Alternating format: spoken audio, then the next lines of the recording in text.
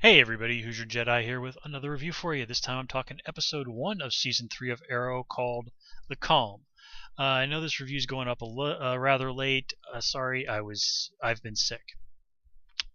So anyway, Arrow is back and it's just as good as ever.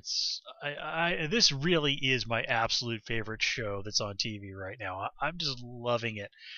I absolutely love how this show knows how to twist the knife. It's wonderful. So let's just kind of get right into things. Now they do mention that it's been, I think they said 5 months or so since the end of season 2, and that time, incidentally, is covered in the Arrow season 2.5 comics. The writer on that is Mark Guggenheim, who's one of the main guys behind Arrow. There's also a Flash season 0 that ties in with the TV series, and these things are indeed meant to be in continuity. So if you want more Arrow and Flash, then definitely check those out, and you should definitely read this one because one, I mean, it's a really good story that they're setting up here, and two, you actually get to see Oliver's reaction to the words boxing glove Arrow. And it's hilarious. And I'm not going to say any more than that. But anyway, so let's just kind of go through what's happening with the characters, and then we'll talk about what's going on more big picture wise. And let's just sort of start small. Not a huge amount to say about Roy, other than the fact that Stephen Amell wasn't kidding when he said, "I now have the second best costume on the show." Roy's Arsenal costume is really, really badass, and I do love it. Colton Hayes looks great in it, and there was some phenomenal stunt work with him in the opening scene with like him flipping around that pole. That is like, oh man! I mean, there are really time and time again. I just cannot believe the stunt work they do on the show. It is just phenomenal. I mean, this is action movie top notch stuff. So, now the thing about Roy is, of course, we know that eventually Thea is going to come back, and let's not forget, Roy did kill a cop while he was in a Mirakuru-induced rage last season, and I can't believe that the writers are just going to forget about that. So, bad times are heading Roy's way, I think we can be safe to say. Now, Diggle. Now, Diggs, of course, has some important stuff going on. He and Lila have their child, and it turns out to be a daughter. I kind of suspected that it would be. I'm really wondering if she isn't going to be named Leanne, because that's the name of Arsenal's daughter in the comics. Now, Roy is probably not going to be having kids anytime soon, so sort of transferring that character to Diggle is something that I think makes sense. But we'll have to see probably in next episode or so exactly what the kid's name is. So this sort of sets up a situation where Oliver kind of wants to push Dig off to the sidelines a little bit more because, well, Dig's a father now. He has responsibilities, and Oliver does not want to be responsible for Dig getting hurt or killed because Oliver knows what it's like to lose a father, and he doesn't want to put Dig through that, Dig's daughter through that, or certainly doesn't want to inflict that on Lila, who's an ally of his. I mean, she and Oliver aren't exactly buds, but Oliver does seem to be well disposed towards her. And of course, Dig resents this. He is not happy about Oliver putting him off to the side. He does view himself as Oliver's partner. And but we'll come back to Dig in a moment because we want to deal with him. Well, we'll come back to him in a bit. Anyway, so moving on. Detective Lance. Well, I don't think it's exactly made super clear exactly what's going on with him. The comic did say something about him having like I think it was like edema, serious bruises or whatever from that beating he took at the hands of the Mirakuru thugs. But he's basically basically kind of turning into Commissioner Gordon for Oliver, which is cool. But he's really sort of struggling with the idea of accepting that he now has some very serious physical limitations. I mean, we see what happens when Captain Lance, I guess it is, goes out there and tries to do field work. He ends up getting carted off to the hospital. So, for a man like Quentin, having to accept such limitations, that's really hard, and he's probably really going to need to lean on somebody like Laurel to help him deal with this. Being pushed from being a man of action to a man who has to stand on the sidelines, not unlike in some ways what Diggle's going through. I mean, that's a hard thing for him. We also, of course, get that really awesome scene where he disbands the anti-vigilante task force and says, "Well, yeah, I mean, we're totally not going to tolerate vigilantes in Starling City, but I'm going to get rid of the anti-vigilante task force and offer my congratulations to the vigilante who, killed like, I don't know, 30, 40, maybe like 50 people. To the families of those people that the vigilante killed, they were criminals and no one likes them, so F you." Like, no, seriously, in the real world, he would never be able to get away with that. But, hey, it's comics, right? I mean, in the real world, the police would not stick a giant spotlight on the roof of the building and go like, yeah, we're effed. Let's get the guy in the bat costume to sort this out. So, it's just one of those things you got to run with.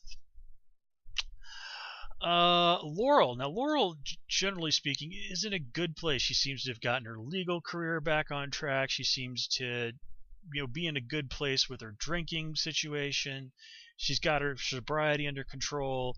She's, working well with Oliver to help bring the bad guys down. I mean, the bad guys are just, boom, running scared in Starling City, and it's pretty damn awesome. And then something bad happens. But we'll talk about that in a moment.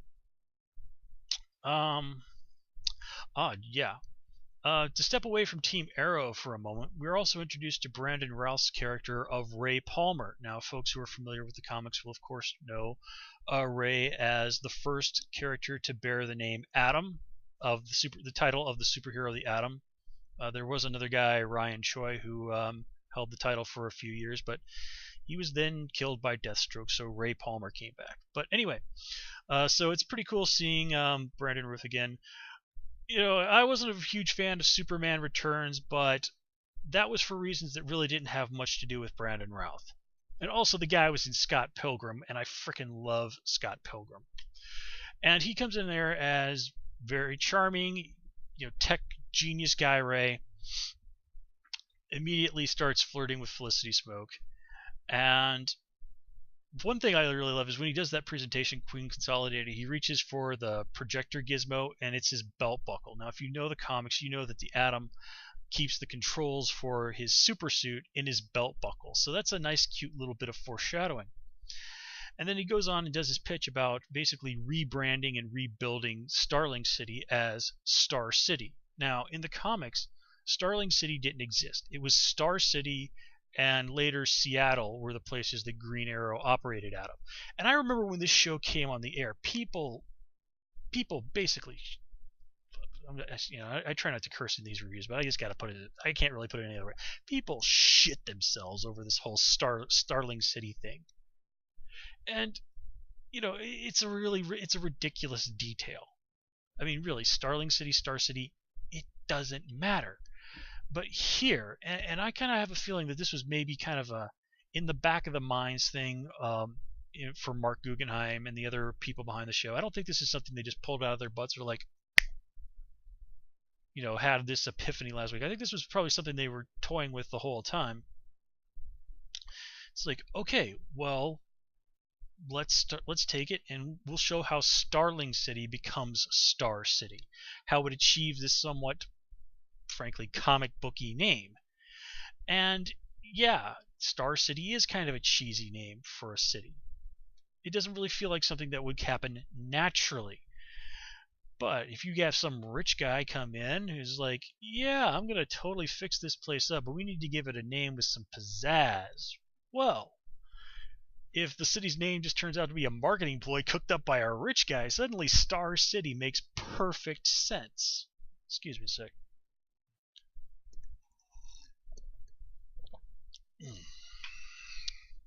Delicious water.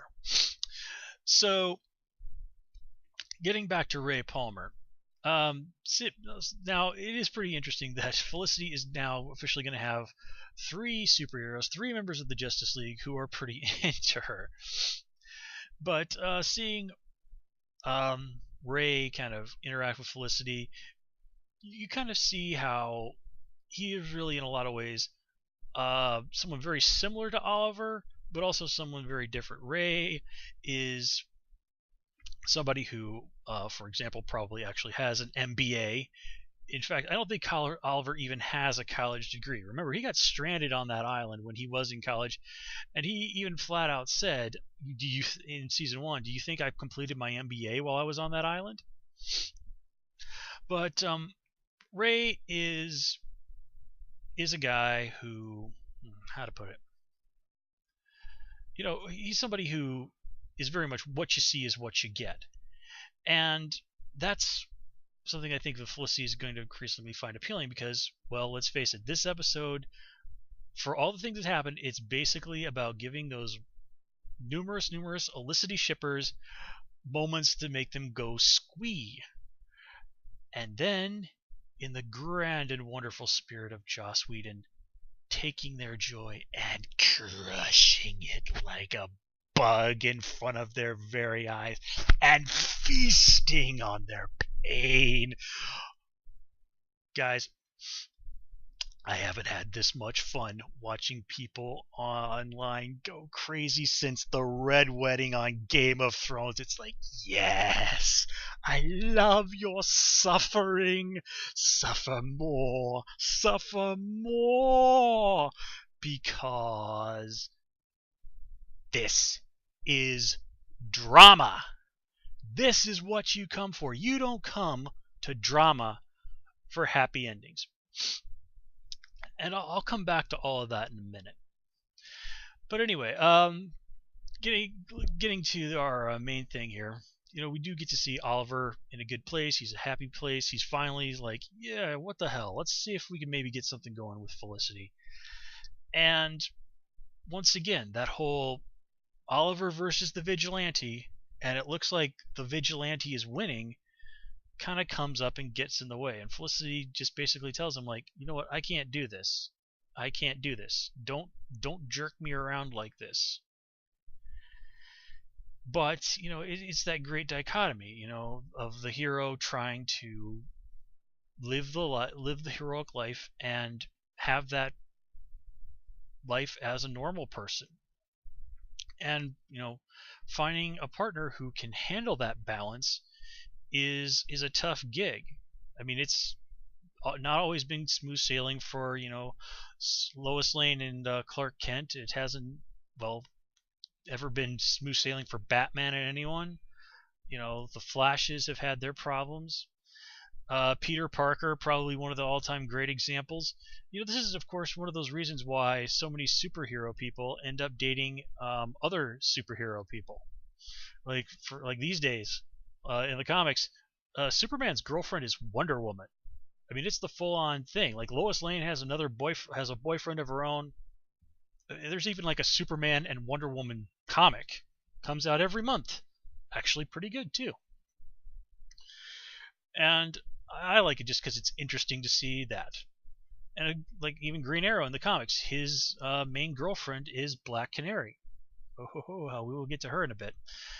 But it really is hard to blame Felicity for not wanting to, do this back and forth. And again, this is one of those things where you can kind of see why someone like Ray Palmer would appeal to her.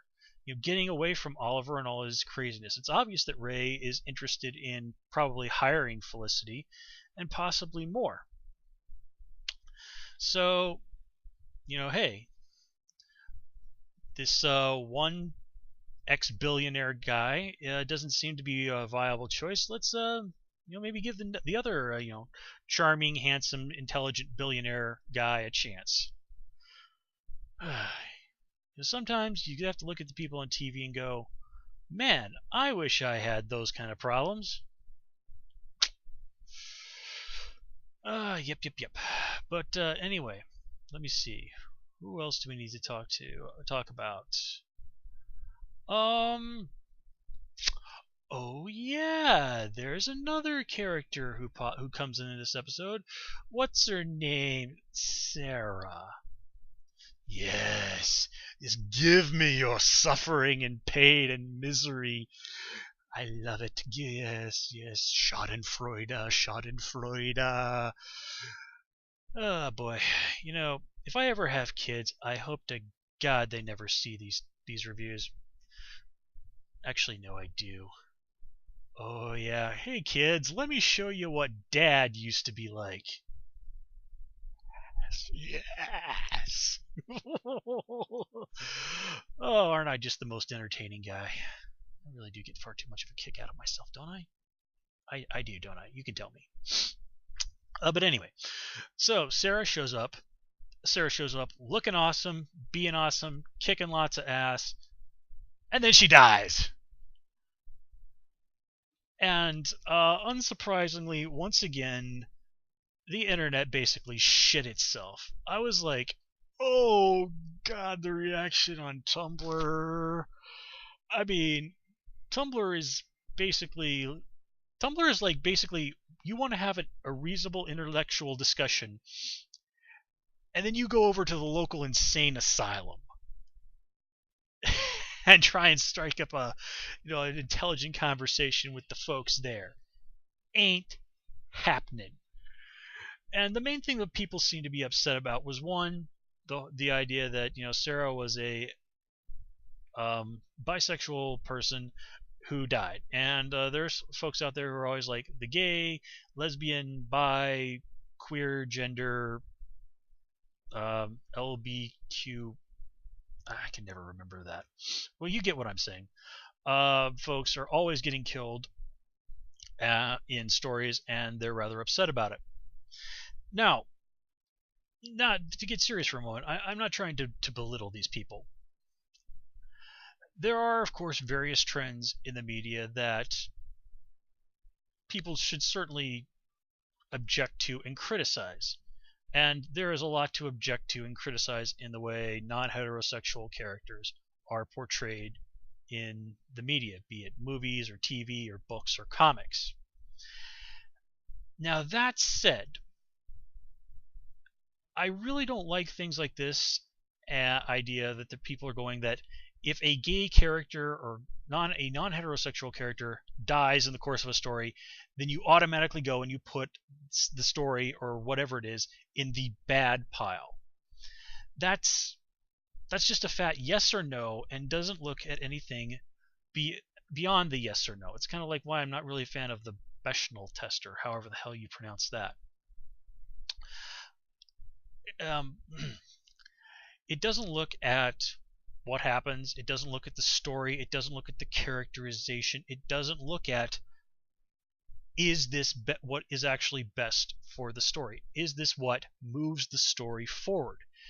And if you look at shows like Game of Thrones, well, you sometimes, and especially in shows like Game of Thrones, often need to put characters to the sword in order to really move the story along. And some people were saying, like, no, there was so much more to do with her character. Well, yes, of course there was. If Sarah had gotten killed and your reaction was, yeah, her character felt kind of played out, I suppose this was for the best, then you wouldn't give a damn. And if you don't give a damn about a character, I mean, seriously, you don't kill characters that people don't give a damn about, because it's pointless. If you kill the characters that people do give a damn about, because that helps to make the story engaging. It moves the plot along. Sarah's death is one of the biggest impacts you could drop on this show. It's going to have an enormous impact for Laurel. I mean, I think we all kind of, and I even speculated about this in my previous videos, that Sarah might be Black Canary for a while. something would happen to her, and then Laura would ultimately end up taking up the mantle. And it really wouldn't surprise me if that's what's going to happen, because, well, you can't really do the story of Green Arrow without also telling the story of Black Canary. And of course, there's the question of, well, is Quentin Lance? Are they going to tell Quentin, or how is he going to find out? Well, of course he's going to find out, because that's dramatic. And of course, this is going to have an enormous impact on Oliver.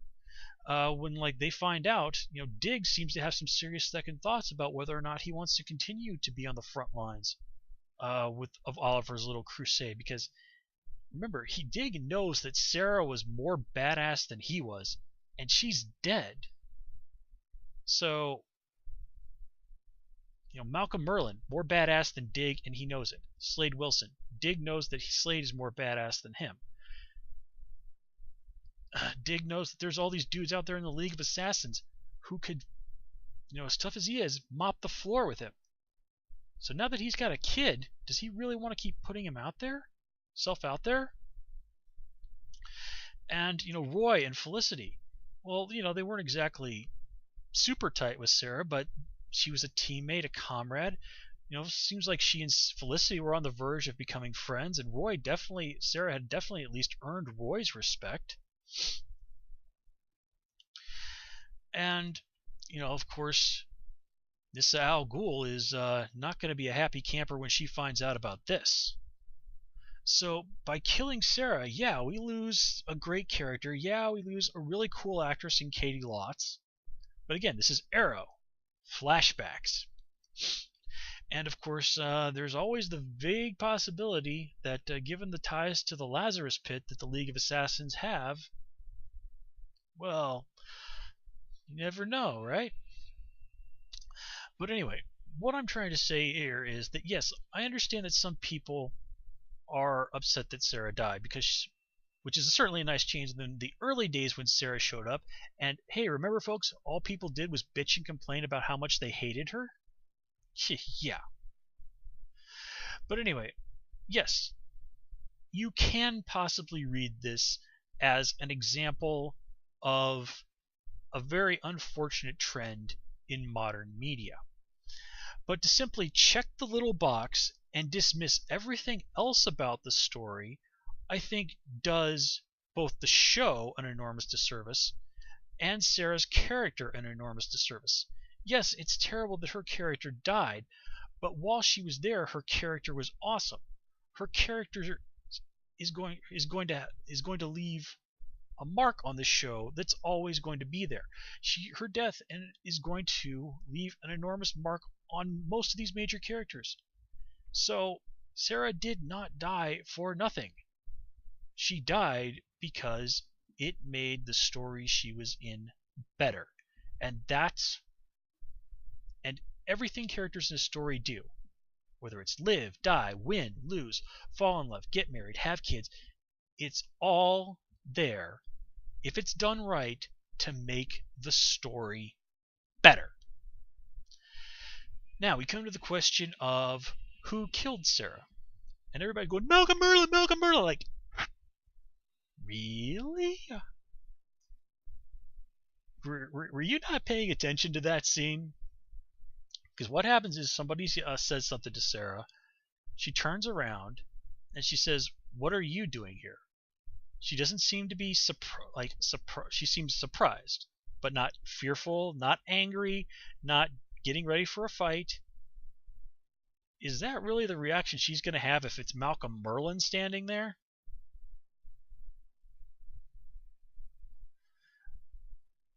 Now, who is it? Well, I've got an idea or two of my own, but we're going to save that for another time. A few other little things. One, all that stuff at the sports arena with the bomb, that was dumb. What was kind of cool is that we did get to see some of the fighters wearing a logo on their back for Wildcat Grant. This is, of course, Ted Grant, a character who's going to be coming on the show later on. And oh yeah, I almost forgot to talk about the Hong Kong stuff. Amanda, just tell Oliver what the hell it is you want from him already. Seriously. I mean, just like, stop trying to escape. What do you want from me? I can't tell you. It's classified. Like, seriously, Amanda Waller really is just absolutely terrible at dealing with people. Yeah, she's a prime example of those people who don't really understand. You catch more flies with honey than you do with vinegar. And of course, we're also introduced to Masao and Tatsu Yamashiro. Tatsu, played by the woman who played Yukio in the Wolverine, whose name I can't remember because I'm terrible at remembering actors' names. Now, the only thing that really kind of jumped out about me about those two this episode is apparently they only have a son. In the comics, they had both a son and a daughter, but I imagine they might have just boiled it down to one kid for the sake of simplicity, and also, all the usual issues with child actors. But yeah, Tatsu Yamashiro is a pretty cool character. I like her a lot. Now, Masao, her husband, has never been somebody who's been super well fleshed out in the comics. He did get a little bit of work done in Katana's ongoing series, which she had, but that only lasted for a year. Now, one other little thing that I do want to point out. This episode, we also get a new logo.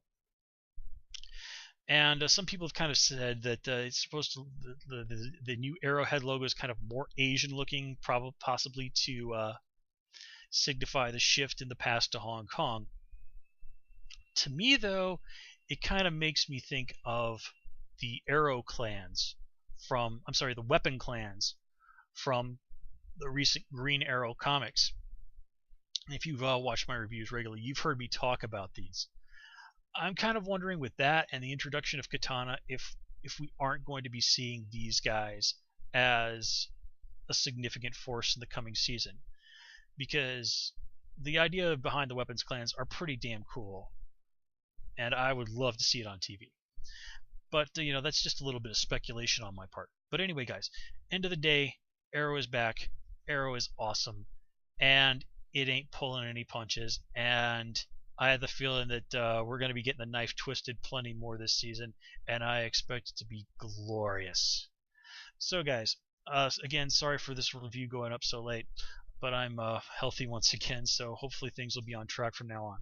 So, until next time, please comment, rate, and subscribe, and of course you can follow me on Twitter at Hoosier Jedi. Until next time, take care and have a good one.